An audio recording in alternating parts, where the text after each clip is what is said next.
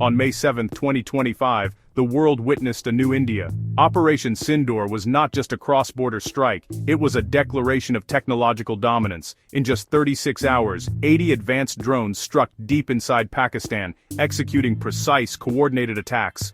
This was a new era. India projecting power without risking soldiers, leveraging overwhelming technological superiority. The operation shattered the old narrative of stalemate in South Asia. India had quietly surged ahead in the military tech race, demonstrating operational synergy few could match. The message was unmistakable. The rules of engagement had changed, and India was now setting them. Drones, both indigenous and co-developed, were the stars, representing years of investment in homegrown defense technology. Operation Sindoor was a masterclass in asymmetrical warfare, achieving decisive objectives with minimal risk. The world took notice. India's capabilities had reached a new level. The operation's name, Sindoor, symbolized a sacred bond, India's vow to protect its people at any cost. Any attack on Indian citizens would now be met with swift, devastating response. This was the ultimate assertion of India's right to defend itself, marking a new era of resolve and power.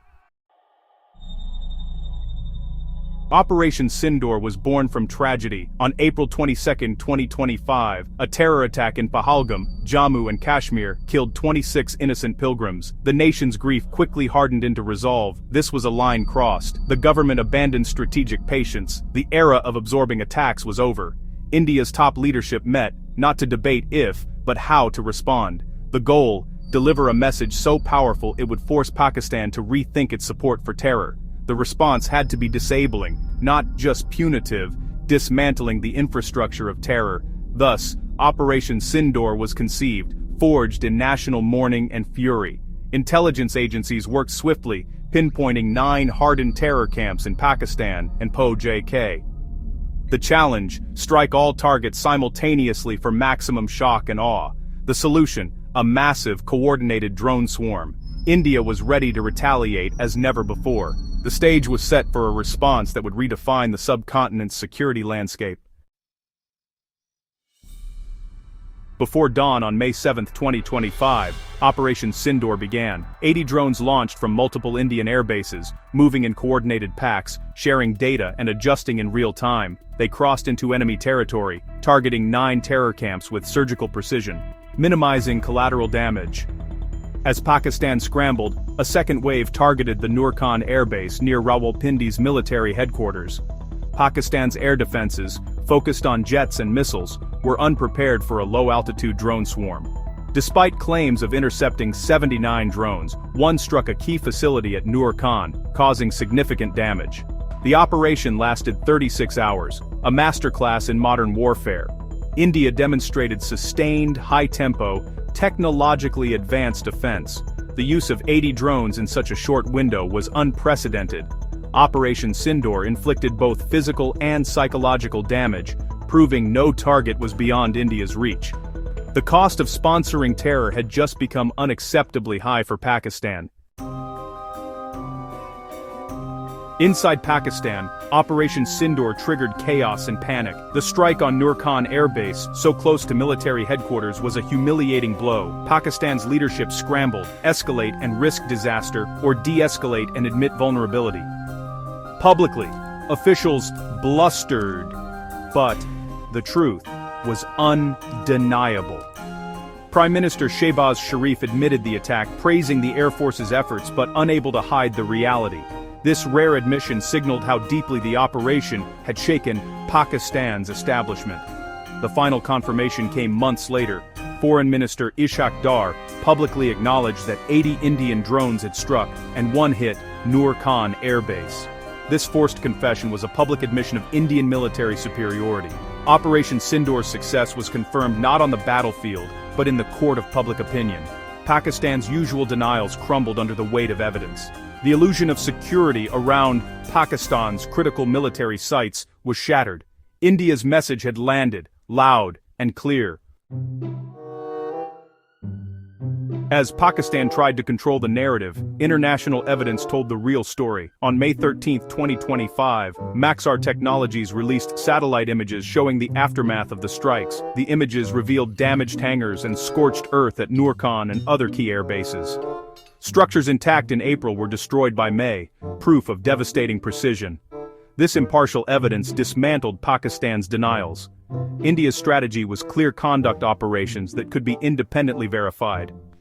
By ensuring visible, precise damage, India preempted propaganda and won the information war.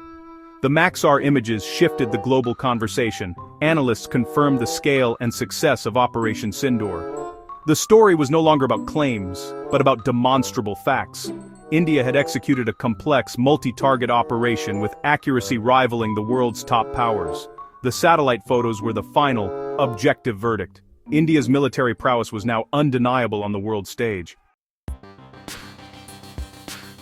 Operation Sindoor exposed the widening technological gap between India and Pakistan. India's mastery of networked drones, real-time intelligence and cyber capabilities created an overwhelming advantage. The 80-drone swarm was not off-the-shelf tech, it was an integrated adaptive system.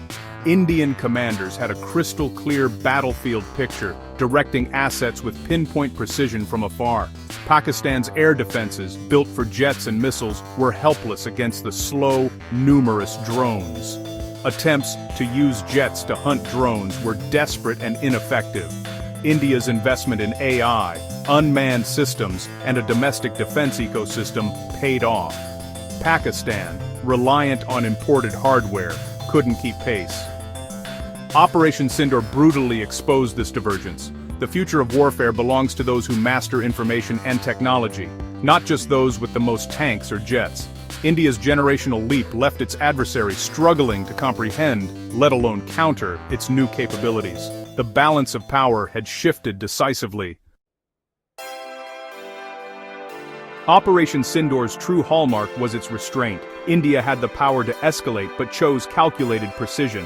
Targets were limited to terror camps and military installations, avoiding civilian casualties. This was not vengeance, but a controlled ethical use of force. The use of accurate drones and guided munitions reflected the ethos of the Indian Armed Forces. Immense power was paired with wisdom and discipline. The operation's innovation was equally impressive. A bold, 36-hour drone swarm, requiring advanced hardware, software, and new-generation operators. Years of indigenous R&D, led by DRDO and private partners, made this possible. India proved itself not just an importer, but a creator of cutting-edge military technology. This blend of innovation and restraint defines India's new strategic posture: offensive defense, governed by a strict code of conduct. The goal: neutralize threats proactively, while minimizing harm. Operation Sindoor embodied this doctrine: strength with responsibility. India showed it could be both feared by adversaries and respected by allies. The aftermath of Operation Sindoor was as decisive as the strikes themselves. Pakistan, reeling from the shock and proof of its inferiority, urgently sought de-escalation. The usual bluster was gone, replaced by a quiet plea for a ceasefire. The Indian drone swarm had shattered not just physical targets, but Pakistan's confidence. Pakistan's Director General of Military Operations called his Indian counterpart, proposing an immediate halt to hostilities. For the first time, Pakistan was forced to request peace. India, having achieved its objectives, accepted, demonstrating magnanimity, not weakness. This sequence validated the principle: peace is best secured from strength. India's overwhelming force and restraint created the perfect conditions for de-escalation. Any further aggression would have triggered an even harsher response. India's Foreign Secretary confirmed the ceasefire agreement. India emerged as a responsible power, capable of punishing enemies, but wise enough to know when to stop. The ceasefire marked a new reality: peace dictated on India's terms. Operation Sindoor was India's arrival as a global superpower. The events of May 2025 transformed perceptions of India's role in the world. Decades of potential became demonstrated reality. India now boasted a powerful economy, world-class technology, and decisive military might. The operation recalibrated the region's strategic landscape, deterring adversaries and reassuring allies. India proved itself a reliable security provider and a stabilizing force. Its rise was defined not just by power, but by restraint, innovation, and democratic values. The strikes reflected a deep ethical code, precision, and a conscious effort to avoid civilian harm. This is the new face of power: smart, disciplined strength, rooted in values. India was no longer just a balancing power. It was a leading power. The successful operation, irrefutable evidence, and ceasefire request from Pakistan told the same story. India had arrived. The silent flight of 80 drones announced a new era, one of a stronger, more assertive, and globally respected India. The world would never see India the same way again.